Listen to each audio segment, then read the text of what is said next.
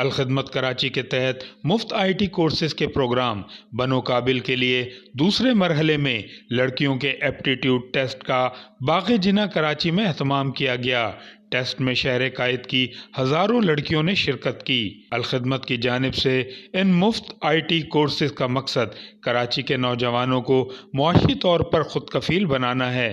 الخدمت کی جانب سے ٹیسٹ کے انعقاد کے لیے خصوصی انتظامات کیے گئے تھے۔ ٹیسٹ کے لیے آنے والی لڑکیوں نے ٹیسٹ میں بھرپور دلچسپی کا اظہار کیا اور اس امید کا بھی اظہار کیا کہ وہ اس ٹیسٹ میں کامیابی حاصل کرنے کے بعد کورسز سیکھ کر حاصل ہونے والے ہنر کو استعمال میں لا کر زندگی کو بامقصد بنا سکیں گی۔ الخدمت نے اس سے قبل بھی لڑکوں کے ٹیسٹ کا اہتمام کیا تھا جس میں ہزاروں لڑکوں نے شرکت کی، جبکہ ٹیسٹ میں کامیابی حاصل کرنے والوں کے نتائج کا اعلان بھی کر دیا گیا ہے۔ امیر جماعت اسلامی کراچی حافظ نعیم الرحمان نے ٹیسٹ کی شرکا لڑکیوں سے خطاب میں کہا کہ میں کراچی کی بیٹیوں سے درخواست کرتا ہوں کہ وہ پڑھیں اور آگے بڑھیں۔ انہوں نے کہا کہ کراچی کو آئی ٹی سٹی بنانا چاہتے ہیں۔